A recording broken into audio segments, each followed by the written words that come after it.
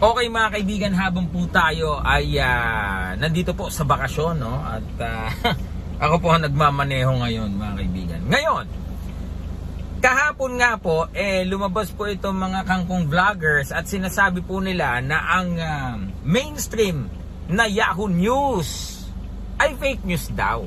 I am challenging each and every one of you. How can you prove that a mainstream international platform like Yahoo is actually fake news? Gayong yung interview nila kay Masayuki Ito, galing mismo ang mga salitang yon kay Masayuki Ito. May mga nagsabi sa akin, kasi daw meron daw kangkong na may kinausap daw. So, bakit yung kinausap mo ba si Masayuki Ito? Wala ka namang disclosure, wala ka namang patunay na kung si Masayuki Ito yung kausap mo. Plus, let's say si Masayuki Ito yon, di ba?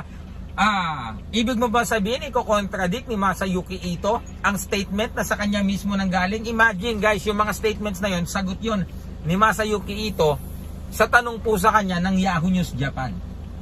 Alright? So, let me know. Comment down below mga kaibigan, ano po sa tingin nyo ang pag-iyak na ginagawa nito mga Kangkong Nation na to?